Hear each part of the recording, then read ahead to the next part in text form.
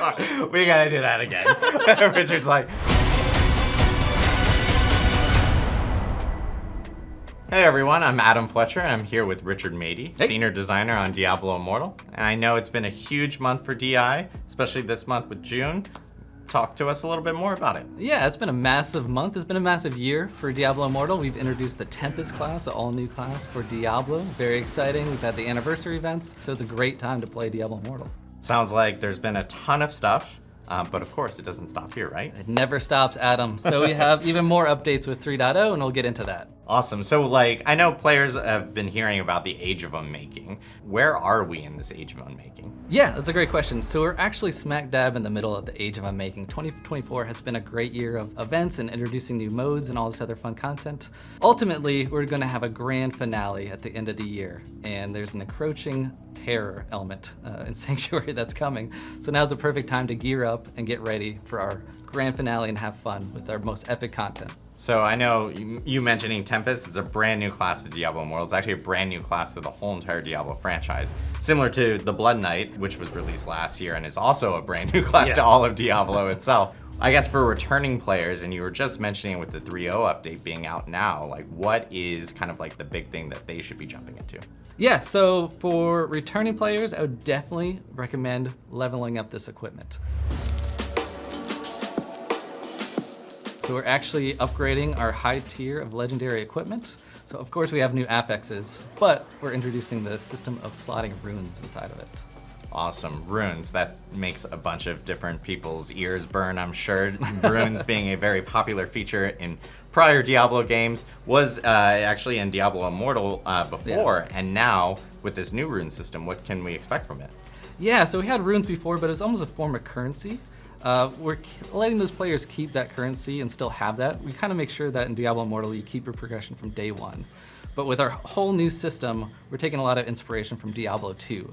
So players will be able to slot those runes into their equipment, get new affixes, unslot it without any penalties, and also upgrade it over time. So it's a whole new progression track for our players. With you mentioning runes now and gear, I'm sure there's a lot of people that are wanting to know, like, what's the best ways of kind of obtaining both of those?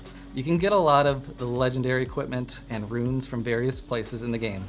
But for the highest concentration for legendary equipment, I would highly recommend going to our first update for Age of Unmaking.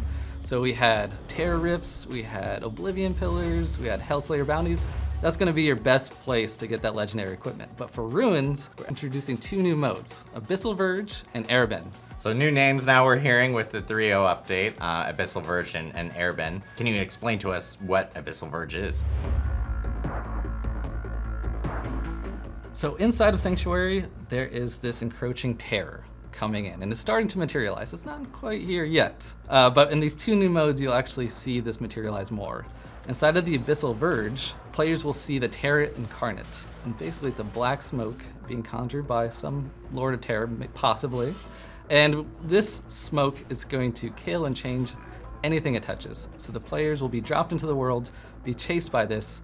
They're tasked with killing enemies that get in their way, and ultimately defeat a boss to get out of sight of this hell nightmare area. So it's actually a really fun way to get a lot of gear, get a lot of rewards really quickly. It's exciting to hear about, Terror, the Lord of Terror, very popular, and probably the most popular primeval.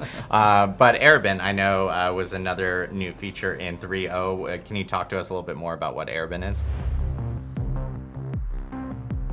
Arabin is a fortress also inside of a dimension of hell. And inside of this fortress, there's a lot of loot up for grabs. It's almost tempting our players to come and get this loot. There's tons of chests all around, and it's up to the players to use their speed and dexterity and all their different skills to get in, steal as much as they can, but if they wait too long, there's gonna be an undefeatable boss that chases them and ultimately kills them. So it's up to them to get in there, steal as much as they can, and get out with their life. So both of these modes really enhance getting more loot, and also it's the highest concentration of runes.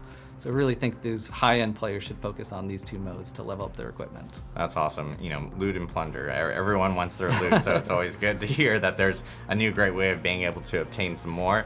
I know 3.0, big update for you, Richard. Like, what is kind of your favorite features with 3.0? I am really excited to start my rune collection. I think it's a fun new way to progress. It's going to enhance pretty much any build, so you'll actually have more customization. And I think I'm going to go through Abyssal Verge. But this is just a bite of our 3.0 update. We, of course, have new Helicore bosses, upgrades to our Paragon system, events, so it just keeps on going. So this is just Age of Unmaking content, but again, we have so much more content coming down the line. That's awesome. Thank you so much, Richard, for sharing all this great information about Diablo Immortal and all the big events and activities for players to kind of jump into. And players can actually check out Diablo Immortal via the App Store, Google Play Store, or PC Battle.net. We'll see you in Sanctuary.